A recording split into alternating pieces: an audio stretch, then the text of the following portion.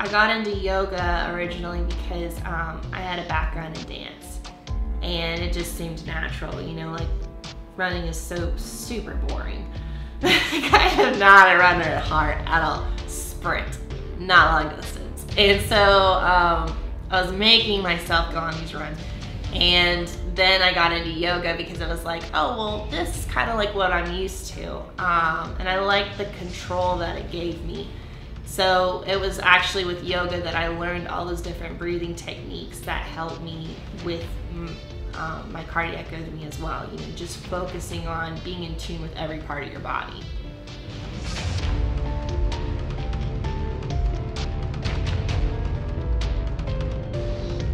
So right now I'm a performance-based coach and master trainer. With that job description, I work with retired and professional athletes, but I also do a lot of physical therapy for rehabilitation of injuries or making sure that we're preventing injuries. The majority of like my retired athletes are former NBA players, and common injuries would be like meniscus tears in their knees, or they've got shoulder rotator problems from, you know, playing ball, or hip, you know, problems just from like darting side to side. So we work with a lot of like the intrinsic stability muscles, just making sure that we're creating a strong base, and then also like strengthening the ligaments and the tendons in the body as well. So even though I got my degrees in biochemistry, I'm actually doing more biomechanics now in my actual job. The newest member of the Mutant team, she's something a little different. We hope you guys love her, Charity Witt. Charity, welcome to the show. How are you doing? Thanks for having me. I'm doing great. So you're coming at us from, is it Atlanta, Georgia, or around Atlanta? No, it's downtown Atlanta. So I originally first got contacted by Mutant after the Arnold Classic, and it was so funny because I remember being across their booth at the Arnold Classic and seeing all of these massive people and thinking, oh wow, like these guys are legit. And then a few weeks later I had gotten contacted by Mutant about, you know, just working with them, talking, created basically a discussion about becoming an athlete. And it was really taking back for me because I didn't expect primarily bodybuilding community to reach out to someone who's never been involved in bodybuilding. And so I was like, well, you know, maybe there is something about me that they see and there's a correlation there. And I think it's so neat because, you know, there's so many politics against this sport against that sport, and you know, this genre against that genre. And I think what Mutant tries to do is they look at the person and their work ethic versus them, you know, being a bodybuilder, them being a powerlifter, a strong woman, or a CrossFitter. They look at the person's work ethic, you know, their personality, and are they a good representation of the brand that they've built. My name is Charity Witt. I'm from Atlanta, Georgia. I have a background in powerlifting and strong women.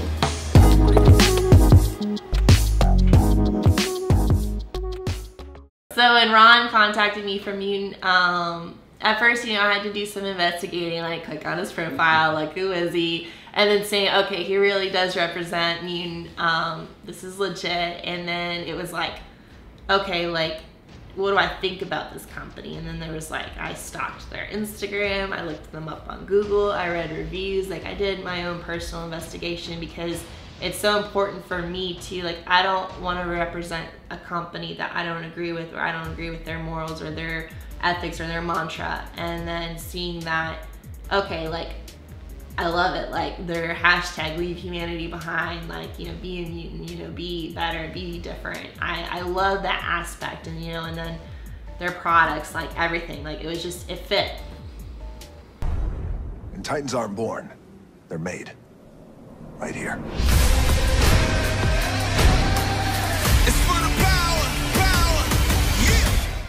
Originally, you know, I had all these plans of being there at the Olympia with Mutant and, you know, kind of like my coming out as one of the Mutant athletes. And last minute, I had to call Ron and say basically I wasn't going to be able to make it to the Olympia because I was requested to show on the Titan Games for NBC. Charity Witt, world record holder in squat, deadlift, and it is baby steps. But Charity Witt manages to make it all the way up to the top. And her heart, once considered a weakness, proved to be her strongest weapon. And again, I was skeptical about that. Wasn't sure I wanted to do it, and then ended up being chosen and selected, and just competing through that. And it just happened that the filming for this show and the Olympia were right on the same time, and so I had already signed a contract. I had to be out there to film at the Titan Games, and couldn't make it to the Olympia. So when I first posted about being with Mutant, I was surprised with how many of my followers were actually using Mutant products or have been following Mutant. And I think they were as happy as I was that they were like, wait, like Mutant's sponsoring somebody that's not a bodybuilder? Like, oh, that's awesome. And I actually got so much positive feedback from it, saying that, you know, I was their favorite Mutant, or, you know, like they were just so happy to see that I was part of the team, you know, like guys at the gym, you know, holding Mutant bags, and they're like, oh, if she's with Mutant, she's gotta be a beast. Like, I love getting those types of comments, because it's like, obviously I'm outfitting the brand the best I can if people are like, that makes sense. So when I was on the Titan Games, it's hosted and developed by Dwayne Johnson, The Rock. So it was actually a really, really neat experience to be able to see him in person, live in color, the beautiful specimen that he is, and be able to like have conversations with him and get to see him in full action as well. You know, in the Titan Games, like they bring people and competitors from all over the world. So, you know, you've got someone from every different type of background you can think of, from bodybuilding, CrossFit to MMA. So I think, honestly, it wasn't even necessarily the powerlifting or being a strength athlete, I think, that would have given me an advantage. It was the fact that I had been through so much shit in my life that mentally I was a lot stronger.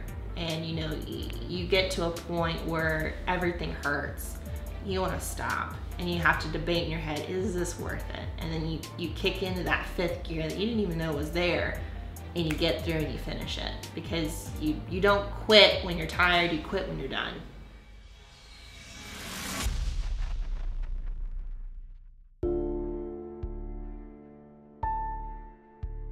The more open I was about my story and my background and things I've been through, I started getting DMs from other women saying, I can relate, and going on talking about how they were in abusive relationships, or they had, you know, they lost their job, or they're a single mom of 3 and they didn't think that they had time or they could afford it, and then learning that to invest in themselves, that means mentally, emotionally, spiritually, physically, that means all of it.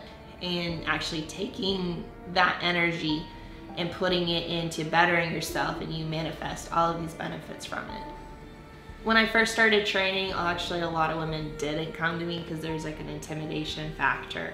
But I think creating a different brand through social media, the women that come to me now are women who want validation. They want to feel empowered. They want to feel like, oh, I can lift weights. It's good to be strong. I think the type of woman that would come to me for training is someone who wants to be independent, who wants to feel like she's in control of certain things in her life. So what's interesting, you know, everybody's got haters or people that, you know, want to discredit you. I think, you know, being different causes, you know, that kind of like reaction in people. But online, you know, I'll get comments from different guys, you know, telling me that I look like a man, or yada, yada, yada, yada. But in person, it's actually females that criticize me. I think that's what the interesting thing is that women are more opposed to me in person than men are. And I had to deal with a lot of comments like, well, clearly that girl just spends her time like in a cafe, or like making comments about me. Clearly all I do is eat. Or I'm not trying to get bulky like her. And, you know, different negative connotations like that. And at first I was just like, do I really look that bad? And I was starting to question, and it's like, no, they're still adopting that mindset that women have to be a certain size to be feminine. You have to be a certain weight to be attractive.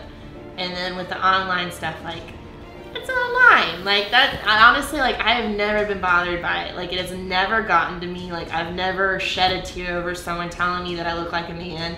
It's just one of those things where it's like, it's on a phone. It's on a screen, and someone is so brave, you know, when they're typing through their phone. But I know for a fact, like, none of those individuals would say something to me in person. And it's gotten to the point where I don't even have to respond back because all of my followers jump on those comments before I even have a chance to. It's kind of like a beehive, you know?